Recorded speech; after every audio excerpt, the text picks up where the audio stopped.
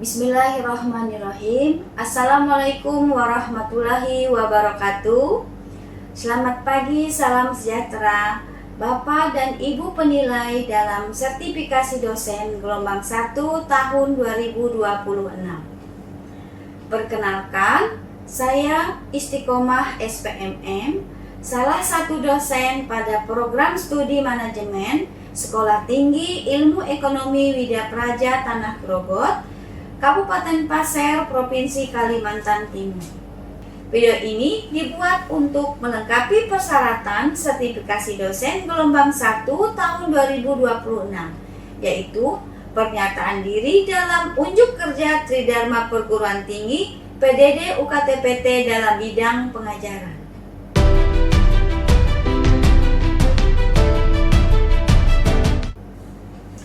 Sebagai seorang dosen, saya menetapkan bobot kontribusi dalam melaksanakan Tridharma Perguruan Tinggi sebagai berikut.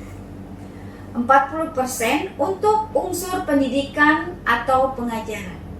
Bobot ini saya pilih karena dalam pendidikan dan pengajaran yang saya lakukan menggunakan referensi pustaka dan buku ajar yang masih dalam proses penerbitan, serta untuk menunjang pembelajaran, saya membuat media pembelajaran interaktif dengan menggunakan aplikasi Canva untuk proses asesmen dan penilaian. 30% unsur penelitian. Bobot ini saya pilih karena saya melakukan penelitian dan berupaya melakukan publikasi karya ilmiah menggunakan jurnal nasional yang terakreditasi Sinta. 30% untuk unsur pengabdian kepada masyarakat.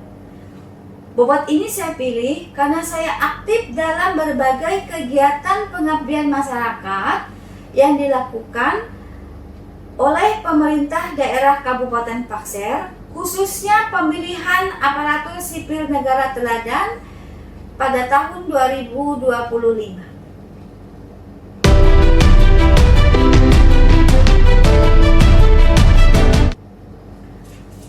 Pada kesempatan kali ini, mata kuliah yang saya ajukan adalah Lembaga Keuangan dan Pasar Modal sebagai contoh video pembelajaran. Pada mata kuliah ini, metode yang saya gunakan ceramah secara tatap muka, namun tetap berfokus pada student-centered learning. Mata kuliah Lembaga Keuangan dan Pasar Modal adalah mata kuliah wajib bagi mahasiswa semester 2 program studi manajemen Sekolah Tinggi Ilmu Ekonomi Widya Praja Tanah Grogot. Mata kuliah ini memiliki bobot sebesar 2 SKS. Mata kuliah Lembaga Keuangan dan Pasar Modal bertujuan untuk membekali mahasiswa dengan pemahaman komprehensif mengenai sistem, fungsi, dan mekanisme operasional berbagai lembaga keuangan, baik bank maupun non-bank, serta instrumen pasar modal dalam perekonomian. Capaian pembelajaran lulusan CPL yang akan dicapai pada mata kuliah ini adalah: yang pertama, berkontribusi dalam mutu peningkatan kehidupan bermasyarakat, berbangsa, bernegara, dan kemajuan peradaban berdasarkan Pancasila. Yang kedua, kemampuan mengimplementasikan strategi pada level operasional suatu organisasi pemasaran, keuangan, produksi, dan sumber daya manusia. Yang ketiga, kemampuan menyusun perencanaan, pengorganisasian, pengarahan, pengendalian di suatu organisasi. Yang keempat, menguasai konsep dan teknik rencana strategis dalam berbagai kondisi, khususnya perubahan serta penjabarannya dalam rencana. Selanjutnya, untuk capaian pembelajaran mata kuliah atau CPNK pada akhir perkuliahan ini ada 4. Yang pertama, memahami mengenai fungsi dan peranan lembaga keuangan bank dan non-bank untuk meningkatkan kehidupan bermasyarakat, berbangsa, dan bernegara. Yang kedua, menganalisis fungsi dan tugas dari Bank Indonesia sebagai bank sentral dan kedudukannya dalam pemerintahan pusat. Yang ketiga, menganalisis tentang kesehatan bank, aturan dan konsekuensi pelanggaran terhadap aturan kesehatan bank. Yang keempat, merumuskan tentang kondisi perbankan dan non-bank di Indonesia dalam beberapa masa sebelum deregulasi, setelah deregulasi, serta pada masa krisis ekonomi. Pada mata kuliah ini, materi yang akan dibahas yang pertama yaitu bank dan lembaga keuangan. Yang kedua, Bank Indonesia. Yang ketiga, kesehatan bank. Yang keempat, perkembangan perbankan di Indonesia. Yang kelima, sumber dan penggunaan dana bank. Yang keenam, kredit perbankan. Yang ketujuh, jasa-jasa perbankan. Yang kedelapan, bank umum berdasarkan prinsip syariah. Yang kesembilan, pasar modal. Yang kesepuluh, pasar uang dan valuta asing. Yang kesebelas, pegadaian. Yang kedua belas, sewa guna usaha leasing. Yang ke-13, modal ventura dan reksadana. Dan yang terakhir, perusahaan asuransi. Referensi utama yang digunakan untuk merancang dan menyusun RPS selama 1 semester dalam mata kuliah ini adalah buku Kashmir tahun 2014 yang berjudul Bank dan Lembaga Keuangan Lainnya, terbitan Raja Wali Press. Namun, beberapa materi lainnya diambil dari referensi pendukung yang diperoleh dari perpustakaan dan internet. Pembelajaran mata kuliah lembaga keuangan dan pasar modal dilaksanakan secara sinkronus dan asinkronus dengan menggunakan pembelajaran aktif yang mengutamakan peran dan keaktifan mahasiswa dalam proses pembelajarannya. Bentuk perkuliahan secara sinkronus dilakukan secara tatap muka di ruang kelas. Sedangkan perkuliahan secara asinkronus menggunakan WhatsApp group dan media pembelajaran interaktif yang saya buat melalui aplikasi Canva untuk memfasilitasi mahasiswa berdiskusi perihal materi perkuliahan dan penugasan baik secara mandiri maupun kelompok. Pembelajaran pada mata kuliah ini dilaksanakan selama 16 pekan. Pekan pertama sampai ke-7 pemaparan teori dan kuis, kemudian pekan ke-8 ujian tengah semester. Pekan ke-9 sampai pekan ke-15 dilanjutkan kembali pemaparan teori dan selanjutnya pekan ke-16 ujian akhir semester. Evaluasi pembelajaran pada mata kuliah lembaga keuangan dan pasar modal ditetapkan dalam 4 komponen, yaitu kuis yang dilakukan secara interaktif, penugasan dilakukan selama 4 kali, baik secara individu maupun kelompok, dengan rubrik penilaian disesuaikan dengan masing-masing tugas. UTS dan UAS menggunakan soal esai yang diberikan kepada mahasiswa untuk mengetahui perihal tentang materi yang sudah diberikan. Bobot penilaian dari masing-masing komponen evaluasi yaitu 10% untuk nilai harian, 20% untuk nilai tugas pribadi maupun kelompok, 30% untuk nilai ujian tengah semester, 40% untuk nilai ujian akhir semester. Demikian informasi yang dapat saya sampaikan terkait mata kuliah lembaga keuangan dan pasar modal untuk mahasiswa S1 Program Studi Manajemen Sekolah Tinggi Ilmu Ekonomi Widya Praja Tanah Grogol.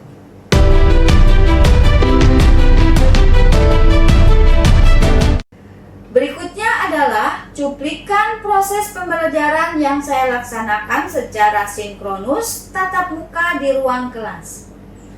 Dalam video ini, saya berusaha menyampaikan materi pembelajaran dari sumber seperti YouTube yang dikeluarkan Otoritas Jasa Keuangan OJK, menggunakan teknologi atau aplikasi Canva berupa media pembelajaran interaktif yang saya rancang sendiri untuk mempermudah asesmen dan penilaian. Selamat menyaksikan. Bismillahirrahmanirrahim. Assalamualaikum warahmatullahi wabarakatuh. Waalaikumsalam warahmatullahi wabarakatuh. Selamat pagi, salam sejahtera buat kita semua. Pagi. Apa kabarnya pada pagi hari ini, Nak? Baik. Ya, alhamdulillah kita semua dalam keadaan baik, sehat ya. Oke. Hari ini kita melanjutkan perkuliahan kita dari minggu kemarin.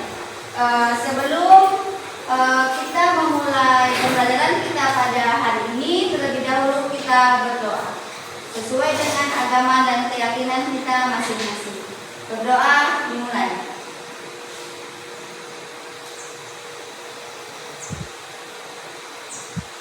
Berdoa selesai.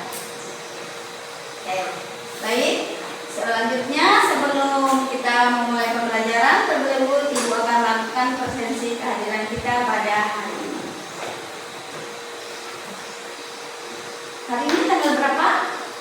27. Oke, 27 Juli 2026. Oke, yang pertama Aditya Wardana hadir? Oke, Anissa Seri Ardi Naila? Ariska? Fitri Nur Hasanah Maulida? Inatus? Oke, jemaahnya untuk perjalanan ini perlu diingatkan kembali kepada mahasiswa bahwa kehadiran itu adalah memberi bobot kontribusi 10% kehadiran kalian. Ya, bila kehadiran banyak tidak hadir lebih daripada 30%, maka tidak bisa mengikuti ujian ya. Jadi mohon disampaikan kepada rekannya yang tidak hadir supaya memperhatikan kehadirannya. Nanti tidak ada konsekuensinya, tidak bisa diikuti ujian ya. Oke. Hari ini seperti disampaikan materi perkuliahan kita adalah tentang apa? Pegadaian. Lagi Pegadaian merupakan salah satu lembaga non-bank, ya, satu lembaga non-bank yang sudah kita tetapkan pada awal perkuliahan kemarin. Sebelumnya saya ingin mengingatkan kembali, masih ingat tidak lembaga-lembaga keuangan apa saja yang bukan non-bank yang telah kita pelajari pada materi-materi sebelumnya?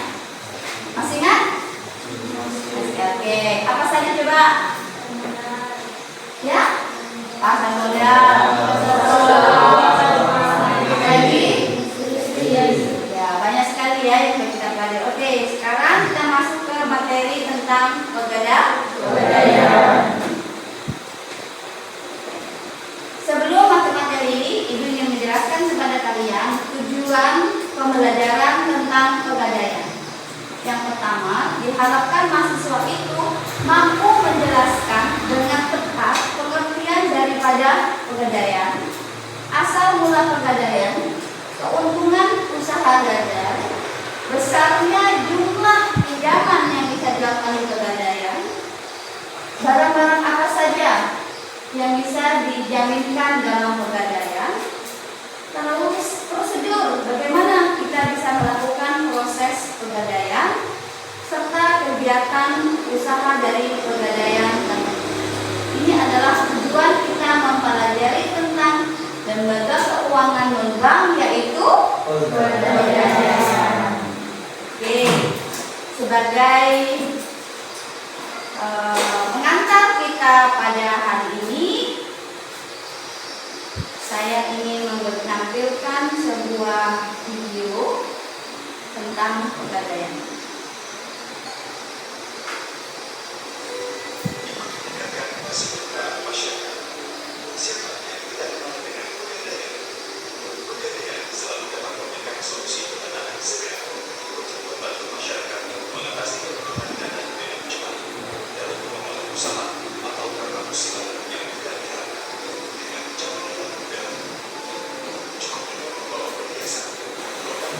Apa usaha pegadaian?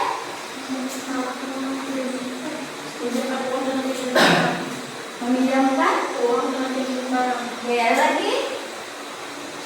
Selain itu, selain barang, ada? Ada nggak? Lembaga keuangan non-bank di Indonesia yang memberikan pinjaman dana kepada masyarakat dengan jaminan barang bergerak. Barang bergerak. Oke, itu adalah gambaran tentang pegadaian. Sekarang perhatikan pengertian dari pegadaian. Pegadaian secara umum diartikan sebagai kegiatan menjaminkan barang berharga yang bergerak ya, kepada pihak tertentu untuk memperoleh sejumlah uang, dan barang yang dijaminkan itu akan ditebus kembali setelah ditepati perjanjiannya dengan nasabah, dengan lembaga pegadaian. Artinya ada yang kita gadaikan, ada yang kita jaminkan, kemudian kita mendapatkan pinjaman uang. Seperti itu ya. Hal ini sangat membantu ya. Kemudian pihak yang memberi pinjaman juga tidak ada kekhawatiran kita tidak akan membayar. Karena apa? Ada barang yang dijaminkan.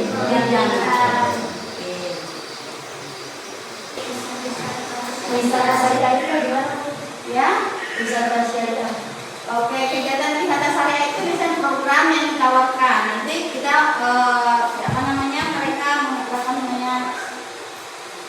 suatu program nanti berjalan seperti ibadah umroh, ya kan? Itu bisa ada programnya, ada tabungan, baru dananya dipakai, ya. Ada lagi? Ada? Yang paling banyak itu adalah kegiatan menabung emas.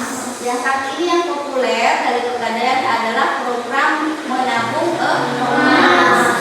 Jadi bagi kita yang ingin membeli emas secara menyicil bisa membuka tabungan emas. Selain kita menabung, juga bisa nanti itu digadai. Kalau sudah terkumpul bisa dicetak bentuk fisiknya menjadi sebuah batangan emas. Ya, oke. Sampai sini ada pertanyaan? Ya. Bu, kalau bentuk emas itu berarti nggak secara fisik kan? Ya. Dari itu. Apanya? Kalau misalnya yang tadi kata ibu yang buat emas-emas tadi, itu kan pasti ada aplikasinya kan Bu? Jadi nggak ada bentuk emas asli kan? Apa nggak bisa? Oke. Kalau tabungan emas, menabung emas itu ya, itu memang dia kita nabung cicil, bisa nabung dalam bentuk cicilan. Kenapa kalau bentuk riba atau tidak? Yang jelas dia itu di bawah yang bunga secara konvensional. Ya, karena setaratnya dia itu hitungannya ini apa namanya, bukan bukan bunga lah seperti itu. Itu untuk nominal nabung emasnya itu Bebas. Kalau program sekarang paling murah 10.000 kalau tidak salah. Iya. 10.000 ya. masuk aja di aplikasinya untuk pembelian langsung. Bisa secara aplikasi, bisa langsung ke pegadaian.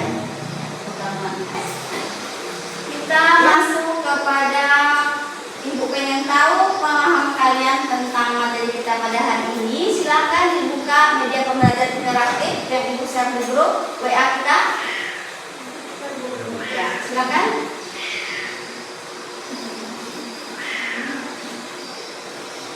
Di dalam media itu sudah Ibu cantumkan semua tujuan pembelajaran kita, materi. Oke. Sudah? Sudah. Silakan langsung masuk, ayo berpetualang. Ya.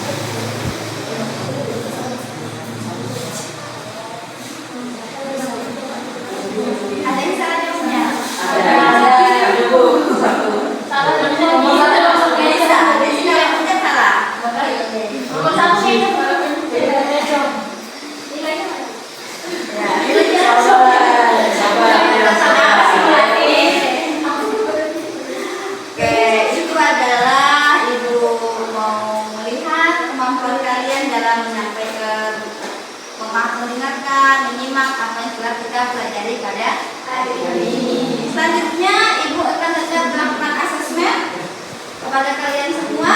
Ingin Ibu sampaikan dulu asesmen secara pribadi atau berkelompok? Berkelompok ya, berkelompok. Oke, kita bagi 5 orang ya. 5 orang yang mau Ibu bagi atau kalian sendiri? Kami sendiri. Oke, bagi sendiri ya. Oke, selanjutnya buka asesmen sematik pada media pembelajaran interaktif Ibu. Silakan.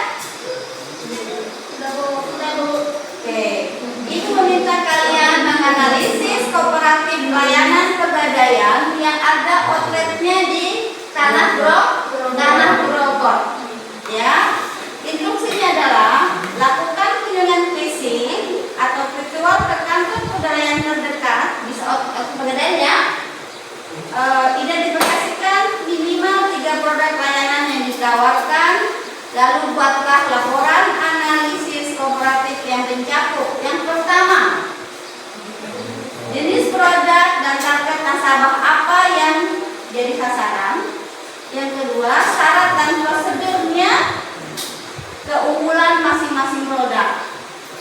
Dari rekomendasi produk mana yang paling sesuai untuk mahasiswa. Ya, tuliskan jawaban kalian secara sistematis, minimal 200 kata pada media ini. Ya, berkelompok ya. Langkah pertama kalian mau ngapain? Oke, berarti tugasnya mau selesaikan berapa lama? 2 hari? 3 hari?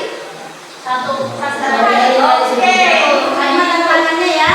Oke, berarti setelah hari ini, besok Ibu sudah menerima jawaban kalian di media interaktif kita ini. Oke, siap? Siap. Oke, tugas berkelompok. Ada mau cerita tentang lagi? Mau? Oke, lanjut. Selanjutnya Ibu masuk ke tantangan soal hot. Oke, ya. Untuk soal hot, Ibu minta sebagai penilaian Ibu kepada kemampuan secara personal. Ya, personal artinya sendiri. Dikumpulkan minimal pertemuan berikutnya harus selesai. Ya, berarti pertemuan minggu depan harus dijawab ya. Soal hot terdiri dari beberapa soal pilihan ganda dan soal silakan dikerjakan di media interaktifnya paling lambat selesai pada minggu depan. Siap? Oke, terima kasih semuanya.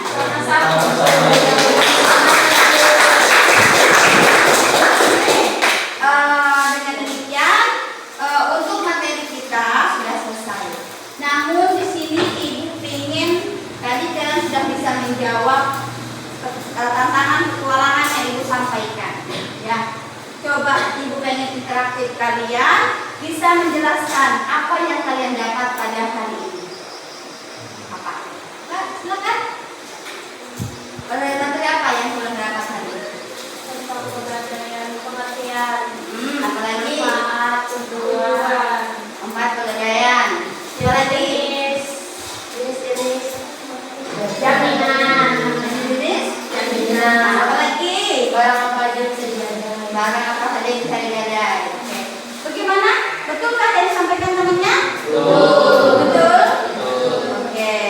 Artinya apa yang kita dapatkan pelajari hari ini setidaknya kalian memahami. Maka dengan demikian berakhirlah pertemuan kita pada hari ini. Semoga apa yang kita bicarakan hari ini dapat bermanfaat bagi kita semua. Untuk materi berikutnya pertemuan bulan depan, minggu depan, jawaban soal hot sudah masuk ya? Iya. Dan materi akan sampaikan kita akan mempelajari tentang perusahaan asuransi. Silakan dipelajari, nanti akan Ibu siapkan kembali media pembelajaran interaktifnya, akan Ibu share di grup. Silakan dipelajari untuk kita pelajari minggu depan. Oke, Ibu ucapkan banyak terima kasih atas kehadiran kita pada hari ini. Marilah kita menutup pertemuan hari ini dengan bersama-sama membacakan hamdalah. Oke, diakhiri. Wassalamualaikum warahmatullahi wabarakatuh. Waalaikumsalam warahmatullahi wabarakatuh. Selamat siang. Siap, Bu. Makasih, Bu.